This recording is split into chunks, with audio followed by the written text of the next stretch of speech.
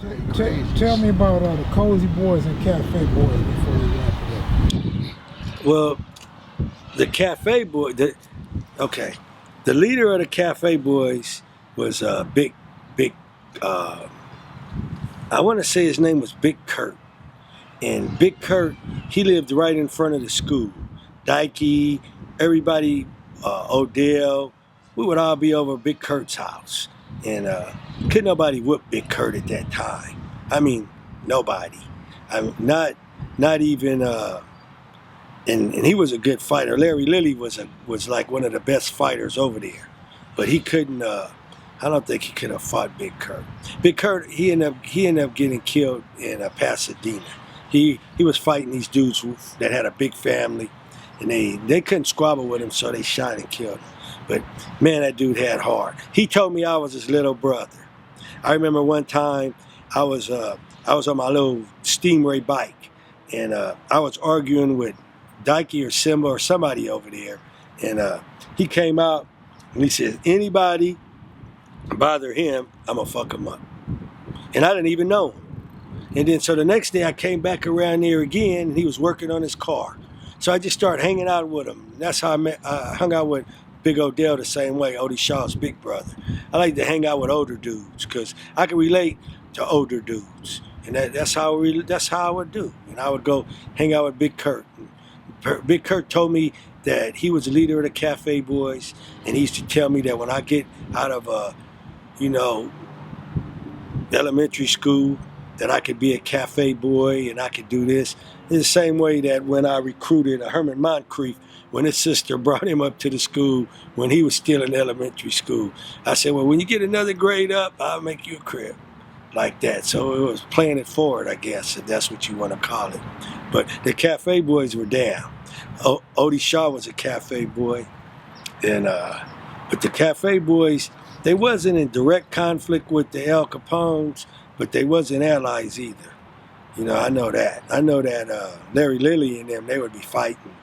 I know Larry Lilly for sure fought. He fought two of my down homeboys, and I'm not gonna say who won the fight because I don't do that shit. The only time I'll say who won the fight if I was in the fight. So that's how that goes. So Larry Lilly could fight. He had a fight with Mad Dog Erskine. They fought on Western. He had a fight with Donald Archie, and he had a fight with a couple more people. And man, this dude could fight. And I would see him every day. And like I said, I saved his life later on after all of that stuff was over. So Pookie, you got a roll call of the Cafe Boys? Yeah, Odell Shaw, Odie Shaw.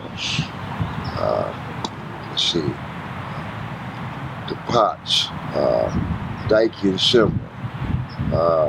The whole hood actually, everybody in that hood from the 80s all the way from the 60s shared the cafe, you know. But you got the Ingrams. You know the Ingrams? yeah. Yeah, you got the Ingrams and Larry Lilly and Donald Archie.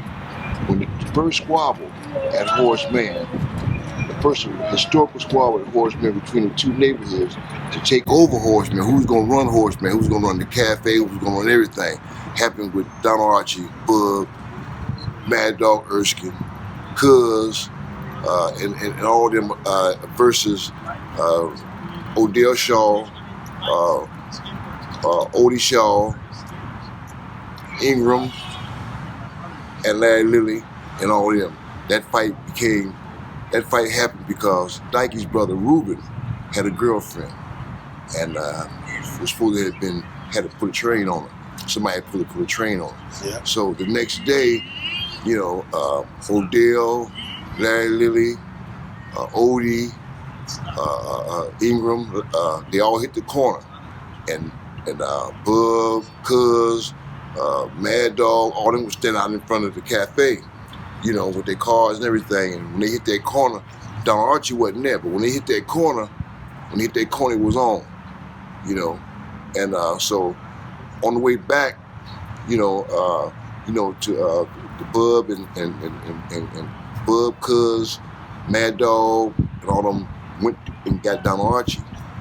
So Don Archie, first thing came out of Don Archie's mouth, he said, man, I wish Tookie was here. Tookie was in camp at that time. Yeah.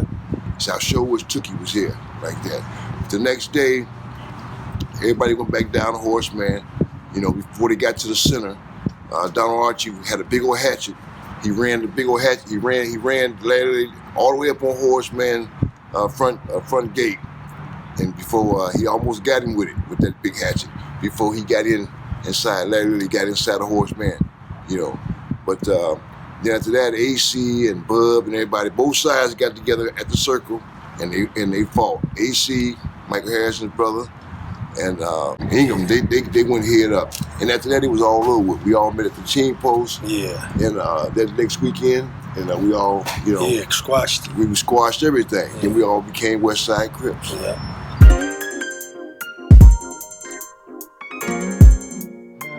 To your recollection or your knowledge, where did the West Side Crips start off, in the 80s or 100s?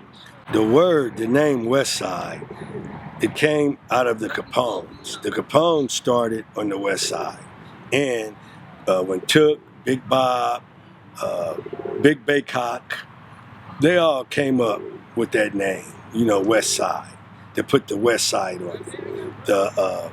Down in the hundreds, they called themselves Smaks. They were Smaks. So they get credit for saying Smaks. Now, when Took and all of them start going to Washington, the Smaks and the Capones joined up, and they start calling themselves Smaks. The Capone name died out. Now, the West Side name came from, you know, Big Bob and all of them brothers down there. They started the West Side, and that's where it came from. So And then everybody became West Side. Everybody over there, the whole thing was West Side Crips. And they didn't like it. Because if they would have liked it, they would have kept it. If there was a buster amongst us, which there's busters in every set, it's gonna come out when you outnumber. And we would be outnumbered sometime. Like sometime me and Rusty, we would get to the funk festival early, and it would be some funk, you know, and we'd be fighting the brims. And the funk festival, if you guys don't know what that is, it's like they would have, after the Watts Festival, we would all bank it to the Coliseum, and Stax Record would put on a funk festival. And they would bring down artists like, you know, Isaac Hayes, and all of this, you know, #1 music, you know, the soundtrack of the era. Those people be there, everybody want to go to that concert.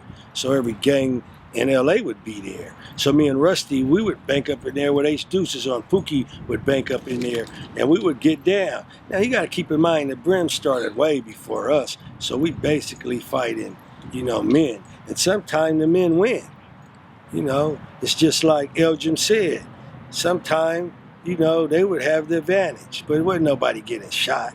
It was just a beat down. You get your ass kicked, you just go back to your hood. Everybody like you a little more because you stayed in fight. You didn't run off, you know, and that's how it was with them. But as far as the word West Side, where did it arrive from? Did it arrive from, you know, the 80s or the hundreds? I'm gonna tell you, all of those brothers was tight friends. Before they became friends, they had conflict. There's always conflict before something joins together. It's just like Mad Dog, he wasn't a Crip at first. There was conflict before he became a Crip. Raymond Washington is the one who won these conflicts with his group of soldiers, and everybody, you know, came into the Crip umbrella, because I'm telling you from what I know that Bulldog was the leader of the 77th Street Boys. After Mingo was the leader of the Mingo Patrol.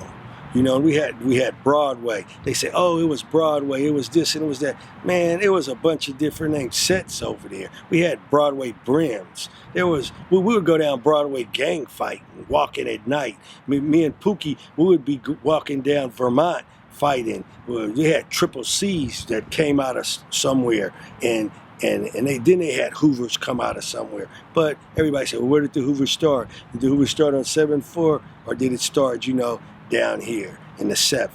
You know, from what I know, the Hoover started, or Hoover Joe you know, came up out of. You know, and that's what I know. And these are people that I gangbang with, you know. When did you first hear of Crips west of West Boulevard? Shit, 1974. It's Willis Vaughn had started a gang up there in the Overhills, and they wasn't Crips. They were just Willis Vaughn had started a gang. Well, Willis Vaughn was down dude, so he had started a gang, and the Magnificent Seven. We were at a party one night, and we ended up fighting with him. And Willis went and got this gauge. This is how we ended up fighting with him. The party was over his house. He lived on the corner. And this is when Willis Vaughn's dad was living. Willis Vaughn lived in a nice, big old pretty house. So these dudes had more money than the wooden houses where we came from. So we banked up in the party, 7 style. And Willis didn't like it because we were like, you know, pushing up in his neighborhood real hard. We didn't know him and he didn't know us. And so Willis went and got the gauge. And so Mouse called Willis out. And Willis had the gauge. I had a gauge too. So he wasn't the only one at the party with a gauge. So we regulated with the gauges who's going to fire first. You know, so no one wanted to fire first because we both had them leveled at each other. So it wasn't until some months later I ran into Willis again. And I said, hey, man, what set are you really from? You know, what are you? Are you this? Are you that? He told me, nah. I said, then why don't you be a Crip? And he says, well, you know Warlock? I says, yeah, the OG Warlock. I said, yeah, I know Warlock on the picture with Tookie and them in the Bob Simmons newspaper. He said, yeah. I said, where you know him from? He says, man, he go with my sister. I said, well, shit, what the fuck? I said, all right, then, you want to be a Crip too? He said, I don't mind, I'll be a Crip, man. I said, all right, we got to initiate you in a little. So we initiated him in, and then the Overhills started.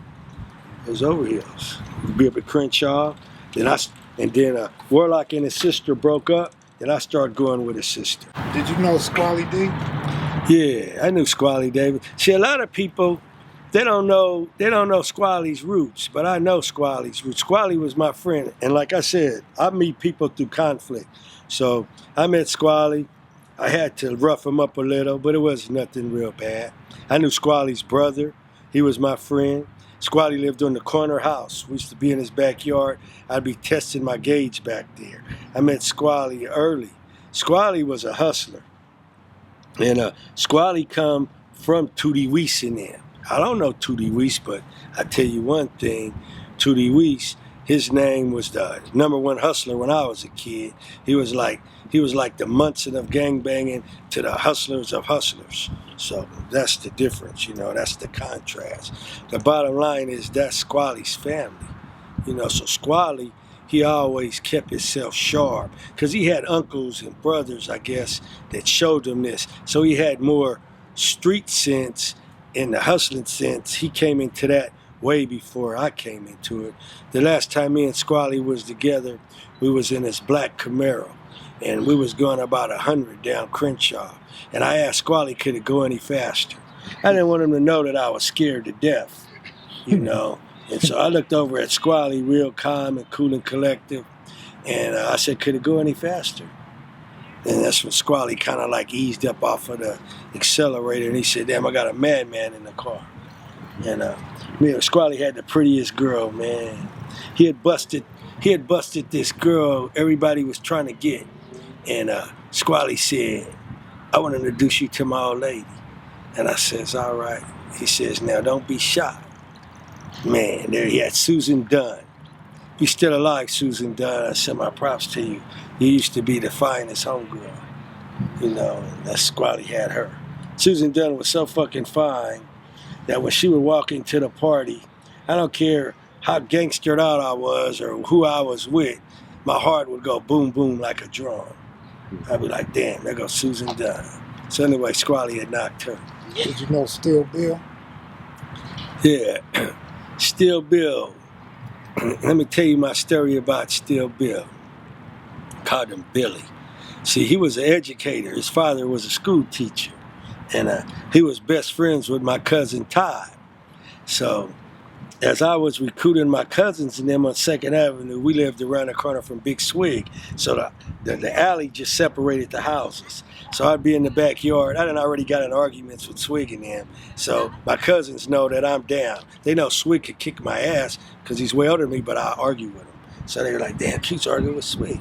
So I went in the backyard, so he brings Bill over. And I said, where you from? He said, I ain't from nowhere. I'm Todd's friend. And I says, all right. I said, so how you doing? Could you hit some iron? He said, yeah. He out bench pressed me. I was mad as fuck. I was like, shit, this dude out bench pressed me. I don't believe it. Put another one on. He did it again. I was like, all right, this dude could out bench press me. So I said, all right. He said, I'm going to hang with you. So he would hang with me a little bit at school because that's when I was taking Crenshaw over. So he would hang with me. I said, this new dude is down. So I see he ain't scary. So I'm like, okay, I started liking him. So years later, he started hustling. I'm in the joint already. He's making money. I mean, he's knocking some shit off. He's rolling around, you know. And just like Davis, he knocks the baddest broad. First, I'm sorry, Doug. He knocked a Ram cheerleader. So what could I say? He knocks the Ram cheerleader. And he not only knocks the Ram cheerleader, he knocks Leah, the one who sung the song about, you know, that big ass fucking King Kong. And she said, I didn't mean to turn you on. He knocked her. So Still Bill had Mac. So Still Bill brought my gang banging in prison up to a level that it had never been. And he told me, we were in San Quentin on the 5th tier. And he said, Cutes, they about to send you back to, we're in the hole. He said, they about to send you back to Folsom. And when you go back to Folsom, I want you to bring the new funk. And I says, all right, Bill. He says, now pass that 8-track over here to the tray slot. I said, here. He pulls it in on the rope. He kept it all night. And now they come in the next morning to pack my property. So I give my property to Nakasisa, BGF. Nakasisa gets my property. He packs it all up. They take it down to R&R. And I get to Folsom. He told me don't open up the kike until I get to Folsom. So I get my kike out, open it up. He wrote me a big ass kike. And he was telling me how he loved me and how I'm the coolest brother he ever ran into and that I got heart and that he wouldn't mind dying beside me in battle. And I teared up a little, and I ain't no crying ass sentimental motherfucker. But that gave me some good feeling. I needed that feeling. And I read the kite. He said, now, I want you to open up your radio. They put that red shit on there, so when you open it up, they're going to know it's been open. So I don't want you to open that radio until you're ready to use what I put in it. And what I put in it is a man stopper. So I know what he put in it now. And I said, okay, cool. So when I opened the radio, you know, I took his advice. You know, and that's the last time I seen Bill. But I was reading the newspaper. I was in the cell with Lavelle Player, who we opened up a hole down here in Tehachapi.